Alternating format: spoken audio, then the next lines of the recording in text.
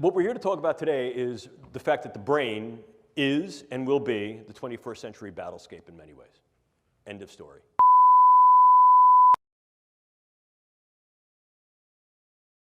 You will encounter some form of neurocognitive science that has been weaponized not only in your military career, but in your personal and professional lives. It is valid, valuable, and already in operational play. The brain is the current and future battle space. What's new about this is the in-close nature of this.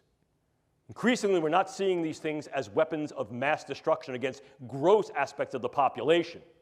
More specifically, perhaps, might be targeting individuals on a level that allows either direct attribution or covert engagement with non-attribution. If we talk about what brain science is, let me just give you a little bit of brief background on this field that is now called neuroscience. As a titular field, as a named field, neuroscience has only been in existence for 40 years. I know that because I've been a neuroscientist for about 38 of those 40 years.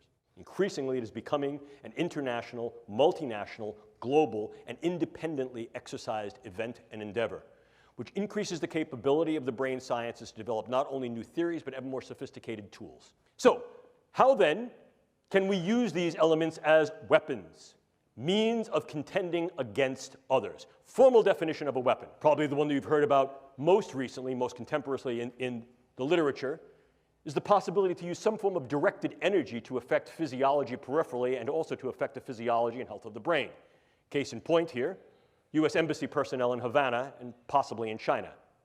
Clearly, one of the things we can also do is transcranial neuromodulation, the idea of going through the skull to modulate the node and network activity of the brain, to implant certain brain-machine interfaces. These are many of the DARPA programs that you may hear of now. Probably the one that is most notorious is something called the N3 program, which is the non-invasive neurosurgical neuromodulation program being run by their program manager, Dr. Al Mundi. The idea here is to put minimal-sized electrodes in a network within a brain through only minimal intervention to be able to read and write into the brain function in real time, remotely. And then, of course, you also have the things that are a little bit more traditional. If we talk about things that can be operable in the biochemical space, we ordinarily talk about drugs, bugs, toxins, and ever more, we're considering devices. I can disrupt an individual from the level of their cell to their system, and disrupt individuals on a variety of levels, from individuals all the way up to the social fabric. Target a specific individual, change or eliminate that individual with very little attribution and trace, and be able to leave prior to any attribution.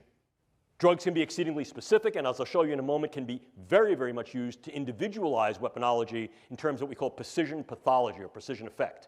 And by affecting the way that brain is built and the way it functions, influence in ways that are kinetic and non-kinetic. The attitudes, beliefs, thoughts, emotions, activities. Look at the power that understanding tools and techniques of the brain sciences afford. We also see the use of biodata as a viable weapon. Manipulating biodata so that I can then put into your particular medical records subtle information that may change the disposition of whether you're sick or not, change how you're treated, influence the postures that go to you in terms of insurance, care, viability for military service. By altering that information, by changing those data, by purloining those data, I essentially change the you of you. And I can do that in very subtle and insidious ways. Furthermore, I can do that on a variety of different levels that can affect key individuals so that in fact your medical record changes to thereby render you incapable or at least invalid to be able to serve in a way you're serving. Or I can do that on a much larger scale, groups, populations. And if I change those data, I change the way you're being regarded and treated. And I can do that in one of two ways. I can do it in such a way that you're going to be regarded in a negative sense, or I can do that in such a way that I'm going to treat you incorrectly. If I say, for example, you have a particular allergy or you have a particular disorder, you will be treated for that, and that could then harm your health and your stability in both a short wars approach as well as a long wars approach. One of the newest developments is that nanoparticulate matter can be stabilized for distribution. If you're not aware of what nanoparticulate matter is, it's that matter which exists on a scale of 1 × 10⁹. Very, very small. Smaller than a cell. And we can manufacture materials that have discrete properties that can be controlled by virtue of bioengineering and their physical chemistry.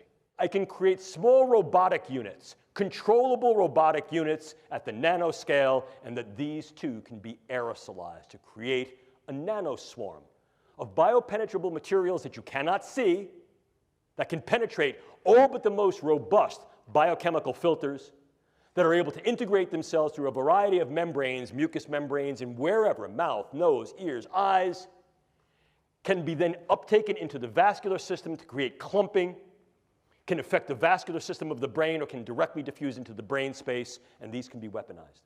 And they can be done in such a level that their presence is almost impossible to detect, and as such, the attribution becomes exceedingly difficult to demonstrate. We've come to the precarious position of opening the proverbial can of worms of if, how, in what ways, to what extent, and when these techniques and technologies will be used in weaponized intelligence and national security agenda. Are civilian ethics even viable any longer? And if we engage military ethics, what military ethical principles will we engage?